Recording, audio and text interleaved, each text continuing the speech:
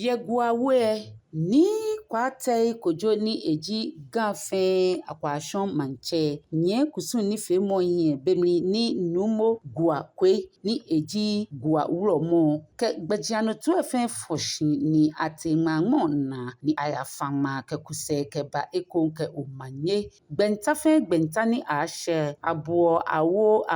awo keke ahereno shi eten ni acha nyemo no ke ya kusum shia wulu emrin yengmamo na boni ata opobi ke ewiemu fonjramrine lenya hani afine ihe so wa be mi ni mi odu onmanu ofan ke ni die onye me ko me shi ogbe ka baba ke o me ne ba ko le ke ko ba ku be ku lo be ba ke ni e ba me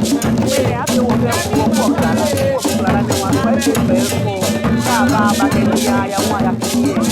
o mi ke ni se ko manye na fa ka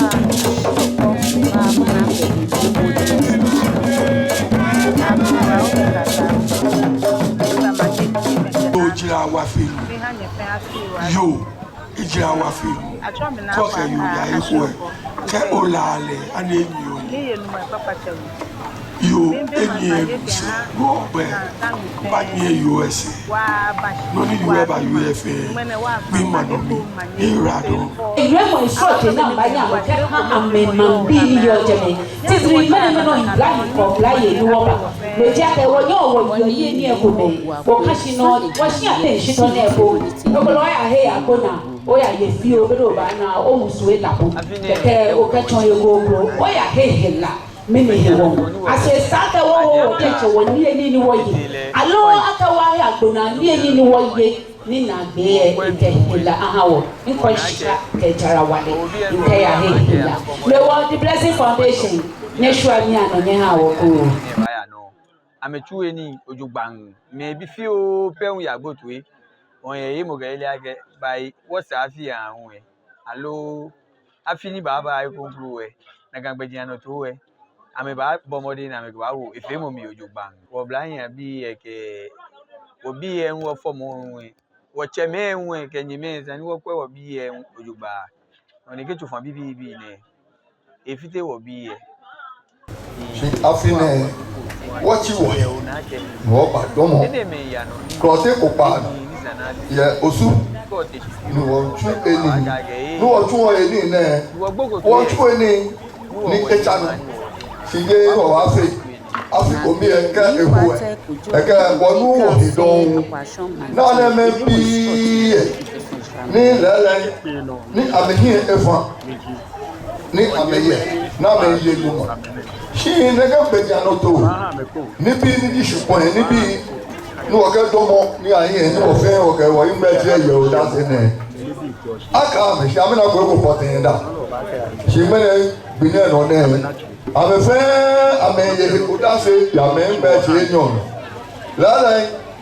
ka e bala ke aka ba to mo shi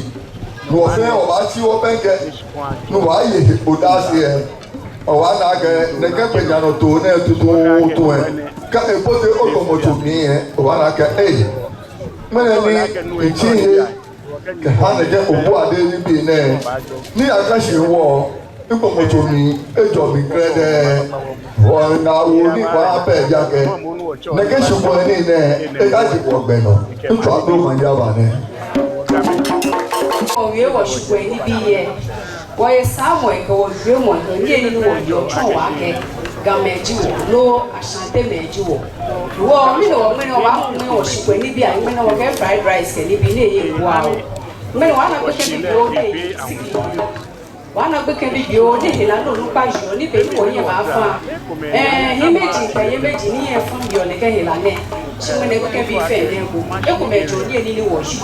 do ke ji me ne wo ji wo shi pe ni apo e sa ke wo fe wo cha ya ko no ko mama ko na so wo fe ko mi ko no ji wo ni bi na ko ke cho at fi cha ni chu mo no aba na wo shi pe ni bi ni mo na wa ke wo mo na ke ni bi na we e fe o sa wo ko ke be iyo ya fe ba yo manye ye chano manye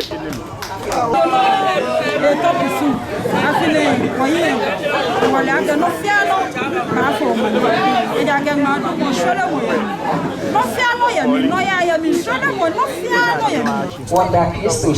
fia keke a fele na kan ho e do hu ba wago ake eya je ehome fried rice ake fast food spike ake indomie ahale profugbe baba wo ewa wo ni wonyeme ko mepo wo hu no hu ji wo ni eni